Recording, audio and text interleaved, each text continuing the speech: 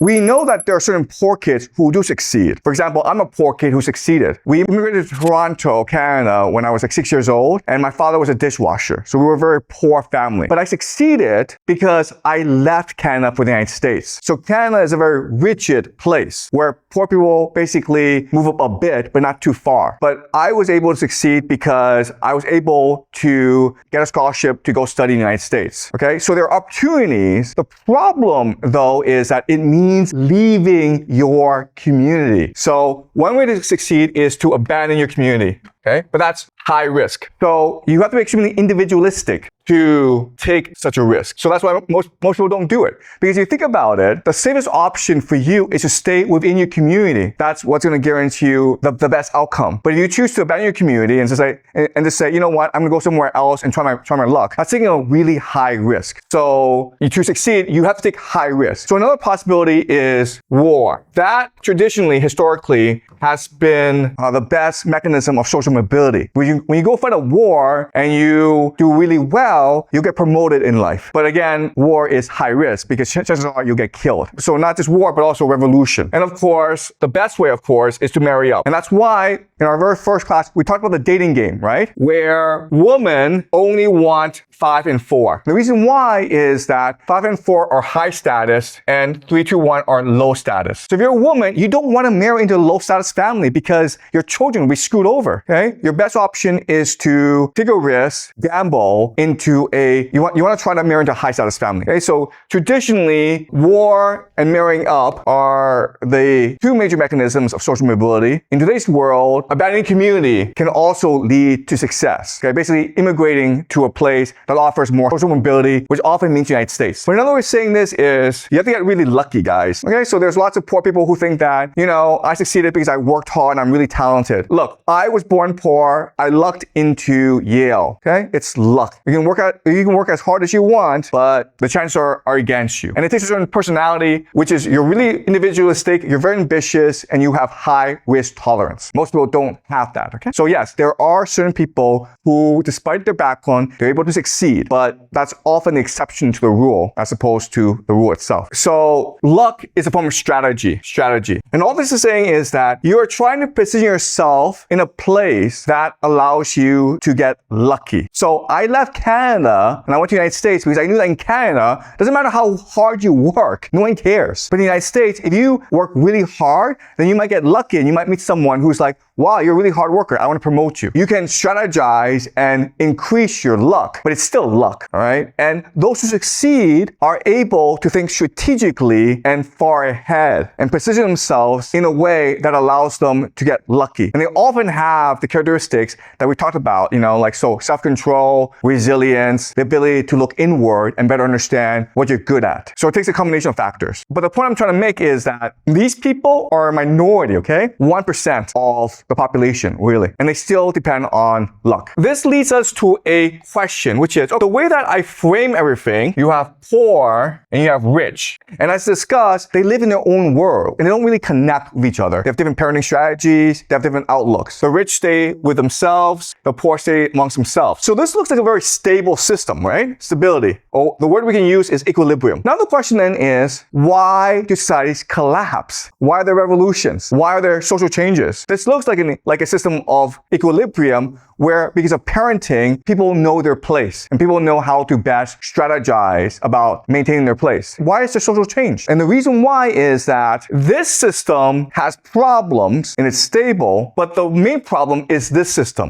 It's the rich that's problematic. And the reason why is that the rich are taught from day one to negotiate a better outcome. Another way of saying this is that the poor is like minimum outcome. The rich want the maximum outcome. The poor are like, you know what? If I'm alive, if I have a decent job, I'm okay. But the rich are like, no, I need to be the top dog. I need to improve my lot in society. Otherwise, what's the point of my life? So they have high expectations. And this is a problem because power, it's a zero-sum game. Hierarchy is a zero-sum game. So only a few people can be at the top. So eventually, you get into a situation where there are too rich people, too too many rich people and not enough powerful positions. And this is what's called elite overproduction. And then what happens here is that in order to get power, certain factions of the rich will align with certain factions of the poor against the powers that be. Okay? So all revolutions are always between the half a lot versus half some. It's never between rich and poor. It's always between half a lot and half some. So the people who led the Chinese Revolution, right? People like Mao Zedong, Zhou Enlai, Deng Xiaoping, they were not poor people. They didn't come from poor families, but they weren't rich enough. So the Chinese Revolution was really between the urban elite versus the rural elite. Okay? The half a lot versus half some. If you look at every revolution in human history, that's always been the case. If you go back to Chinese history and you look at all these revolutions that started in China, it was always led by the middle class or the aspirational class, usually merchants, right? Because they were discriminated heavily in society, but they had money and they wanted to transform their money into power. And so when times were bad, when people were looking for change, they took the initiative and led people into revolution. So revolutions are almost the same.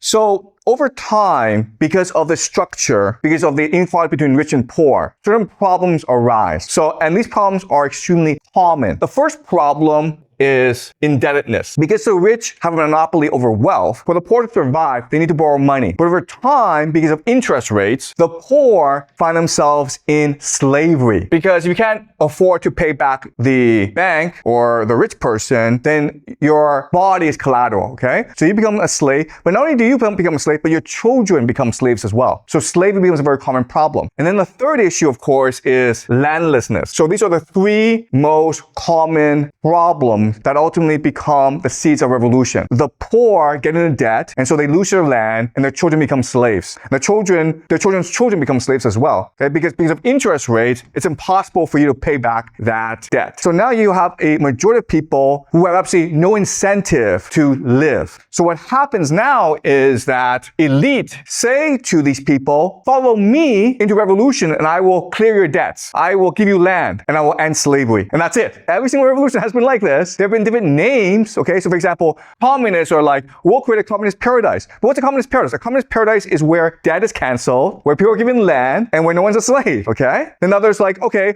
we'll create a religious paradise. Islam, okay? So Muhammad, the Islamic Revolution was about this initially. Later on, it changed, right? And Muhammad said to everyone, we're going to create a kingdom of heaven. What's the kingdom of heaven? The kingdom of heaven is where people don't have debt, where people have land to feed themselves, and where there are no slaves. So if you're a Muslim, you can never be a slave, okay? So look at every single revolution, it's this pattern, where over time, because of inequality in society, you have people who fall into too much debt, they become slaves, they have no land, and then because of elite overproduction, you have this faction that splinters off, and who, in order to obtain power, get the people on their side, okay? And you look at the Roman Civil War, Julius Caesar was saying the same thing. Why was he so popular? Because he was saying to the Roman people, if I become king, I will get rid of your debt, I will free you of slavery, and I will give you land. And that's why they had to kill him. Why is Donald Trump so popular in America right now? Same thing, man, where Americans are in debt to their credit cards, student loans, their houses. And so they believe that Donald Trump were to come to power. If he were to become king, what's the first thing that a king does?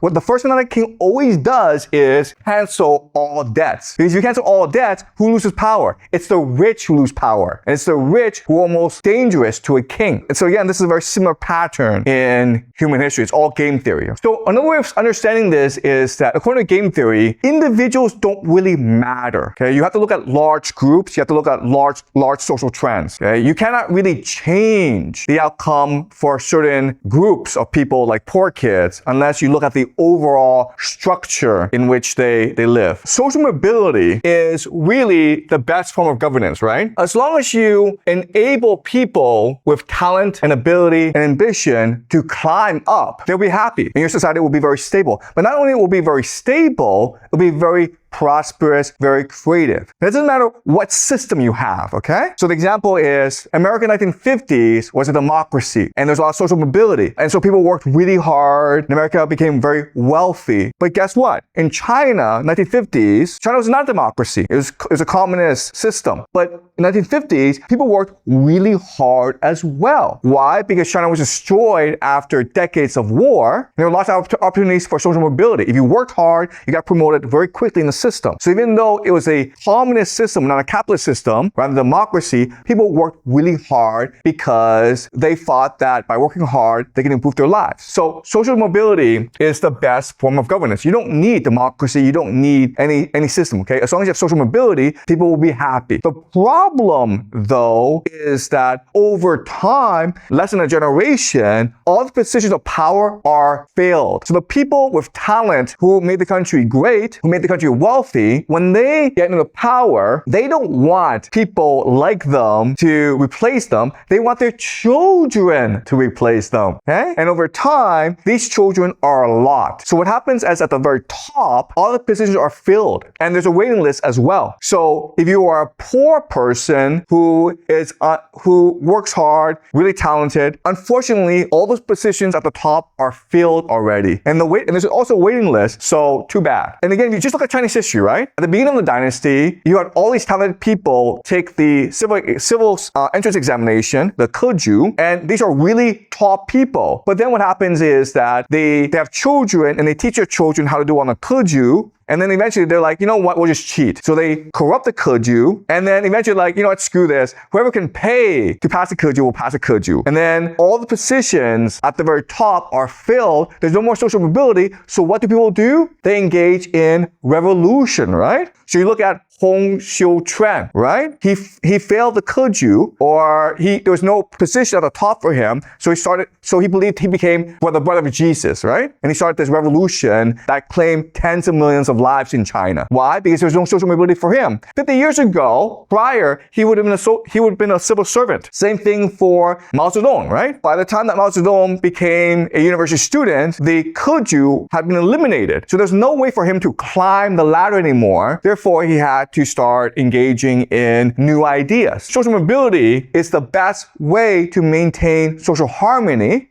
But people have children, and they want their children to succeed. And they will arrange a system in a way that only their children can succeed, which screws over every other children. And so they have no choice but to overthrow the system, okay? Or another way of saying this is game reset. This is what a revolution is. Another way of saying this is that 100 people are playing a game, 10 people are winning, and they keep on winning, and they can only win. So everyone else is like, screw this game, let's start a new game. And the 10 people are like, nope, we're happy playing this game. They can't agree, so only thing they can do is a revolution, which allows for game reset, which now again allows for social mobility. And that is the course of human history. Either you climb up the ladder. If they don't allow you to climb up the ladder, then you'll just break the game. But unfortunately, again, once you're in power, you want your children to inherit your power. And so you'll rig the game in a way that only your children can succeed. And that's why the schools are the way they are. Schools for the rich are very different from schools for the poor, right? Schools for the rich, there's a lot of freedom, there's a lot of creativity, the teachers are very good. You go to poor schools and it's the complete opposite. And the reason why is the system is set up to make sure that certain people succeed and everyone else fails.